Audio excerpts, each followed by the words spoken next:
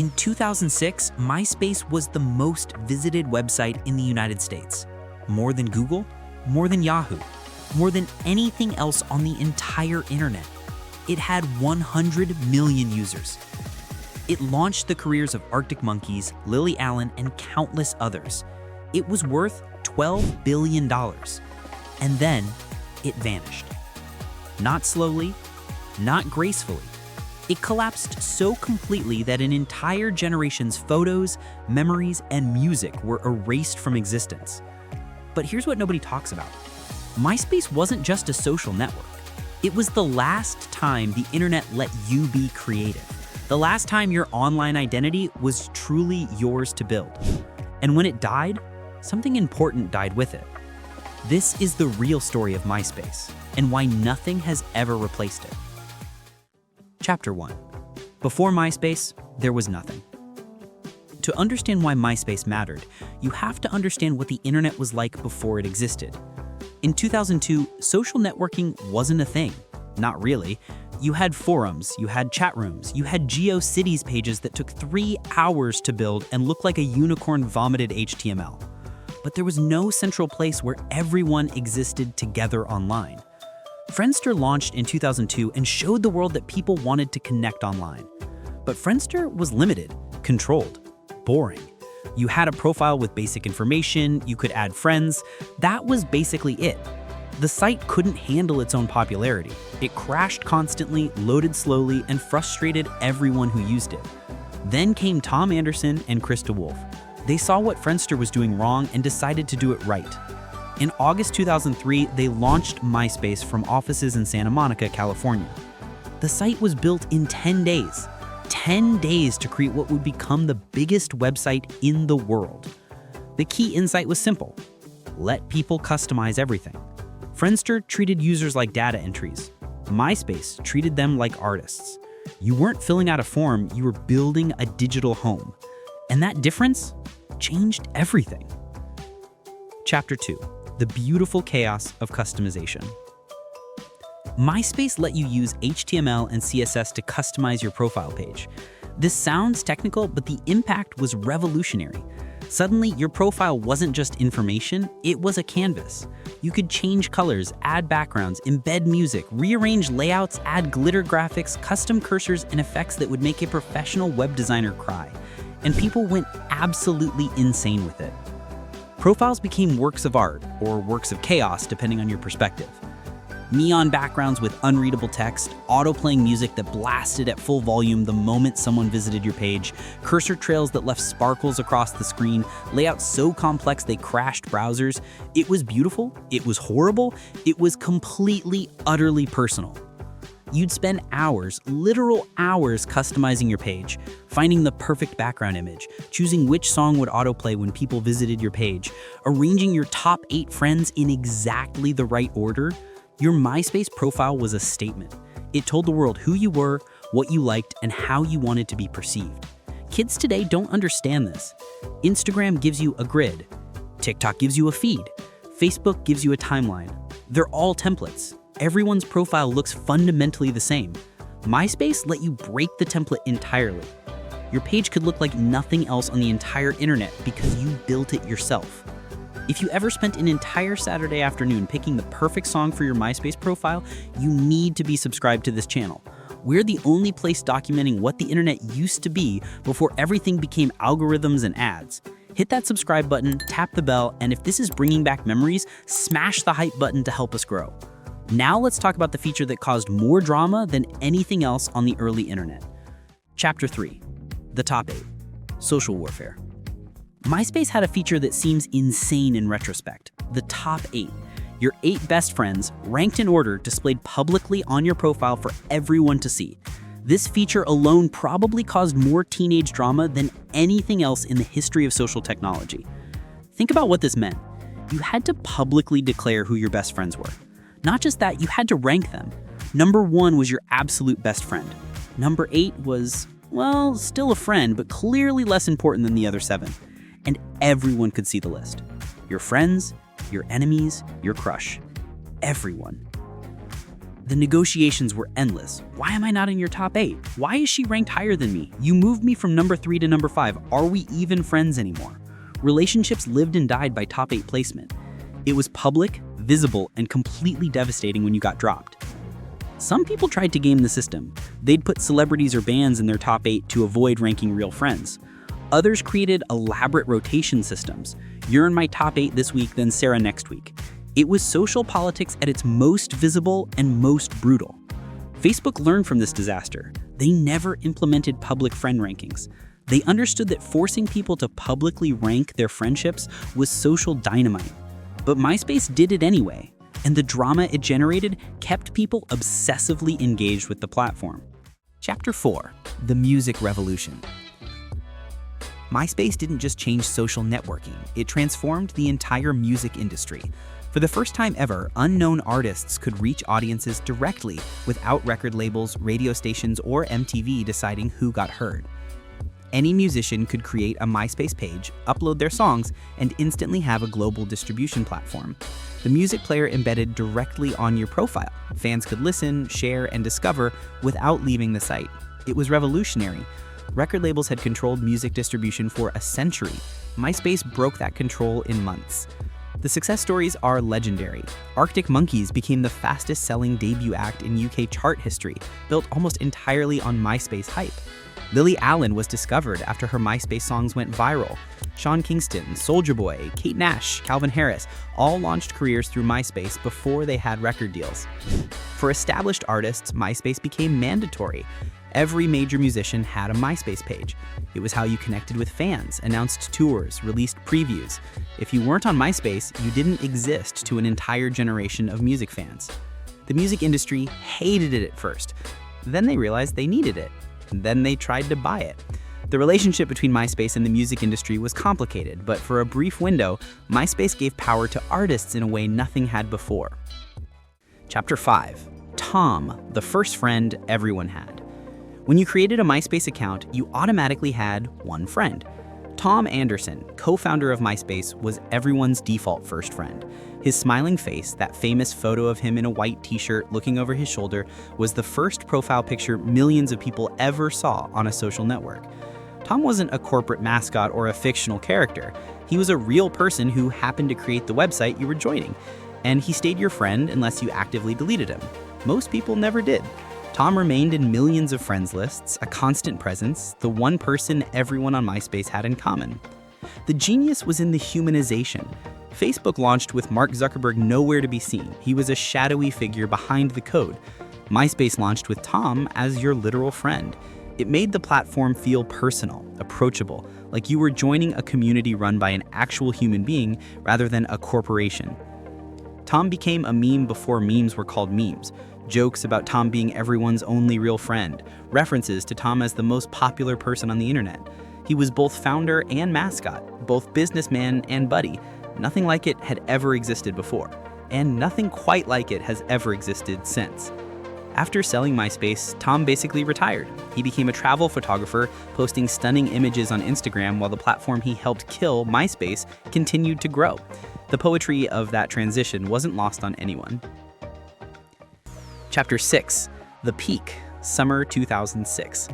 June 2006, MySpace officially became the most visited website in the United States, surpassing Google. Let that sink in. A social network less than 3 years old was getting more traffic than the search engine that had dominated the internet for years. The statistics were staggering: 100 million registered users, 230,000 new accounts created every day, users spending an average of 30 minutes per visit.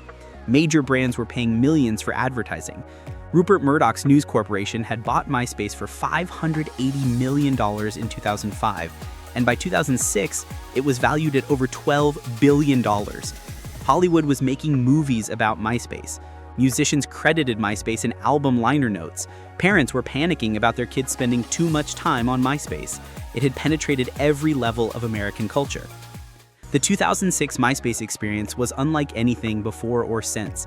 You'd log in and immediately check your friend requests. There was real excitement in seeing who wanted to connect.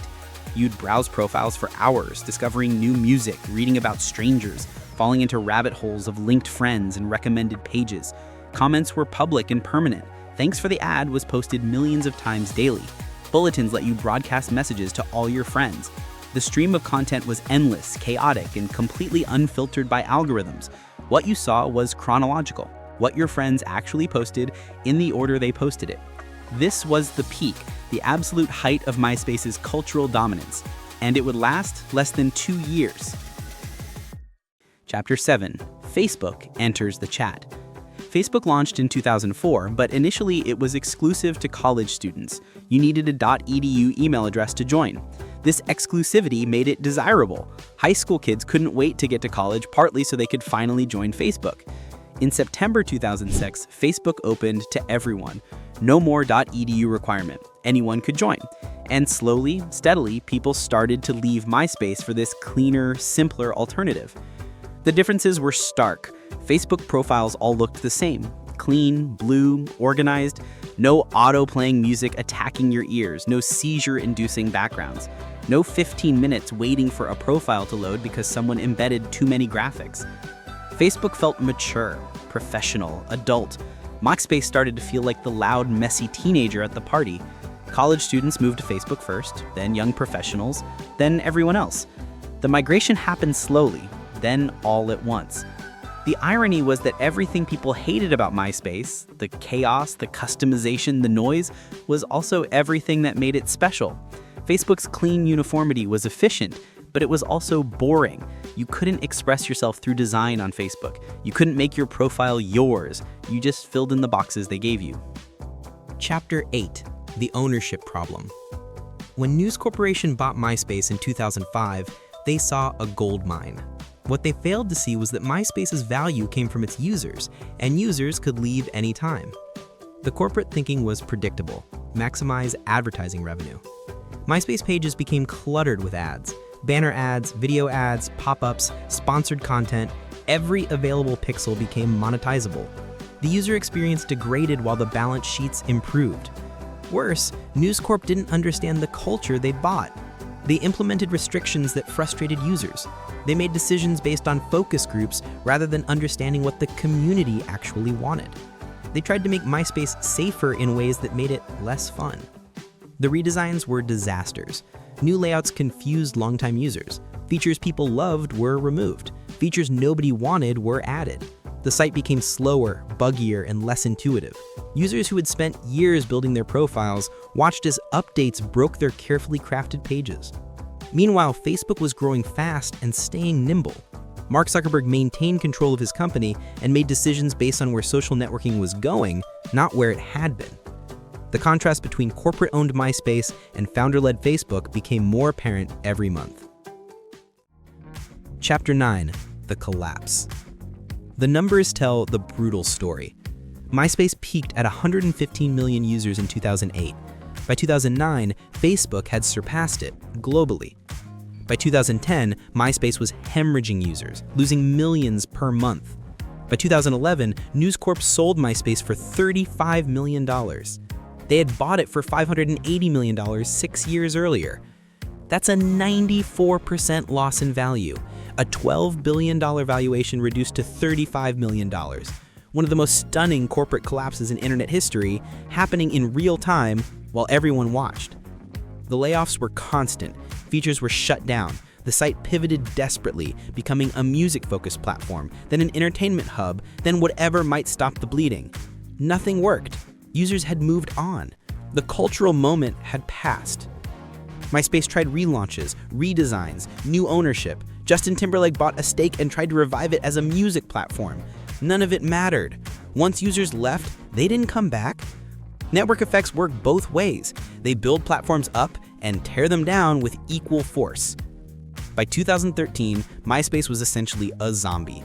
The site existed, but nobody used it. The brand was a punchline, a reference to internet antiquity, a warning about how quickly digital empires can fall. Chapter 11. The Data Apocalypse. In 2019, MySpace admitted something horrifying. They had lost all music and photos uploaded before 2016. Not archived, not backed up, lost. Approximately 50 million songs from 14 million artists, gone forever. 12 years of photos, memories, and creative work, erased. A server migration went wrong. The data wasn't properly backed up. Nobody noticed until users started complaining about missing content. By then it was too late. The files were corrupted beyond recovery. Think about what was lost. Demo recordings from bands that never made it but whose music mattered to someone. Photos from college, high school, childhood. Messages between friends who've lost touch. The digital artifacts of an entire era deleted by corporate negligence. This wasn't malice, it was incompetence. But the result was the same. An entire generation's digital history, their first social media presence, their creative output vanished because a company that had already abandoned its users couldn't be bothered to properly maintain their data. The tragedy revealed something important about digital permanence. There is none. We trust platforms with our memories, our creations, our lives, and those platforms can lose everything without consequence. MySpace proved that your digital life is only as safe as the company storing it. Chapter 11. What MySpace got right. Here's the thing nobody admits anymore. MySpace was better than what replaced it. Not in execution, Facebook was clearly more competent, but in philosophy, in approach, in what it let users do, MySpace represented something we've lost. Customization mattered. Your MySpace page was yours in a way your Facebook profile never has been. You built it, you designed it, you chose every element. Modern social media gives you a template and lets you fill in the blanks. MySpace gave you a blank canvas and let you create. Chronological feeds respected your choices. When you logged into MySpace, you saw what your friends posted, in order. No algorithm decided what you should see. No corporate interests pushed certain content over others. You controlled your experience through who you friended, not through invisible systems manipulating your attention. Music discovery was democratic. Unknown artists could reach audiences directly. Success was based on whether people genuinely liked your music, not on whether you could afford marketing. The playing field was level in a way it hasn't been since. The chaos was features, not bugs. Yes, MySpace pages were often ugly, slow, and overwhelming. But that ugliness came from individual expression. Users were making choices, expressing themselves, building something personal. The pristine uniformity of modern social media is pretty, but it's also sterile. Chapter 12. The last creative social network. MySpace was the last social network that let you truly own your space online. Everything since has been more restricted, more controlled, more uniform. Instagram decides how your photos display. TikTok's algorithm determines what you see and who sees you. Twitter gives you a text box and nothing else. Facebook's walls all look identical.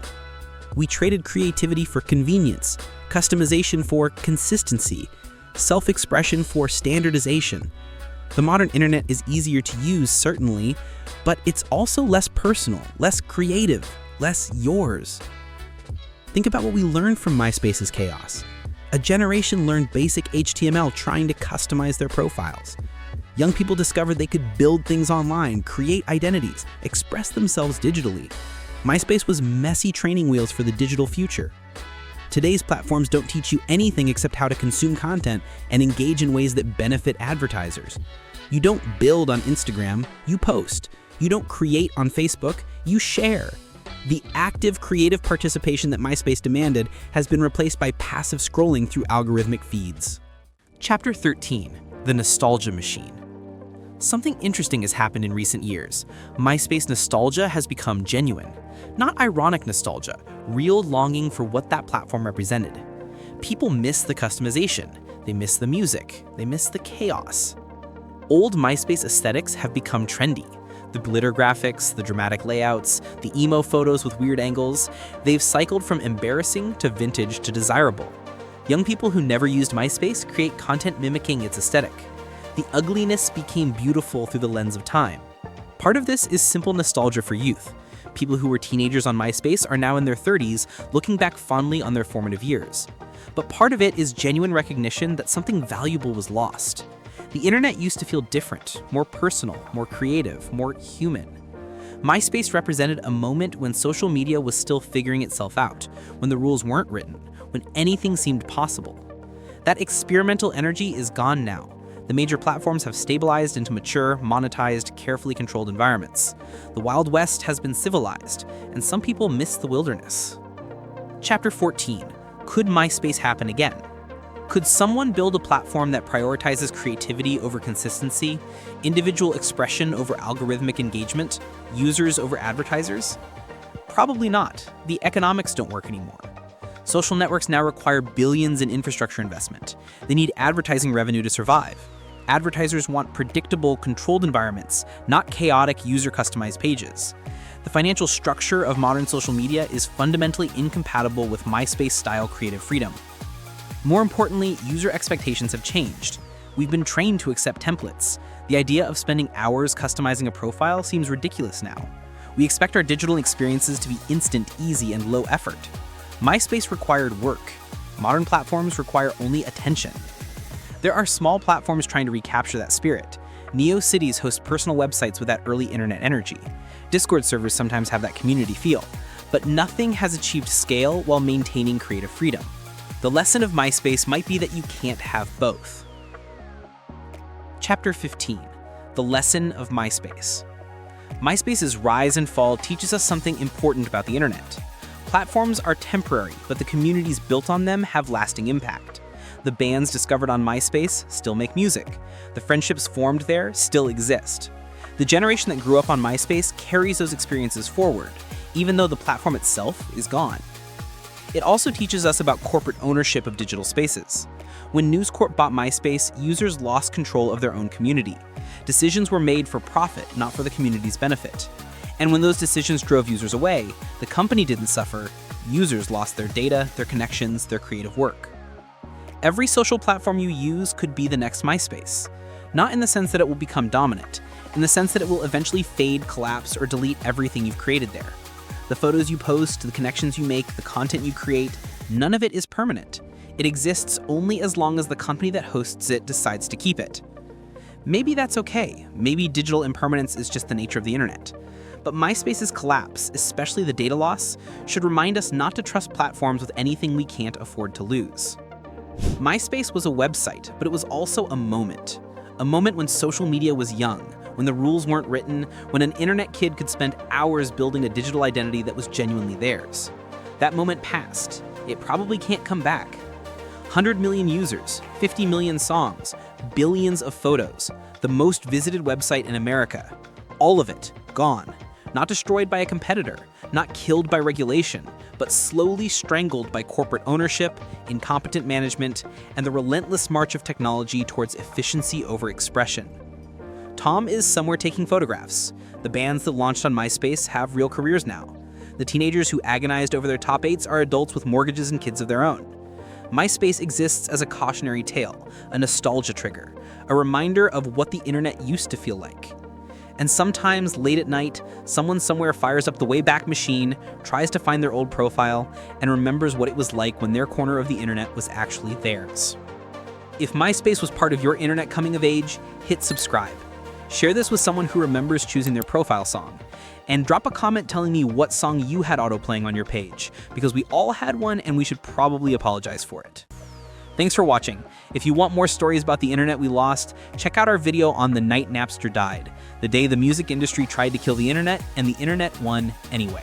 See you there.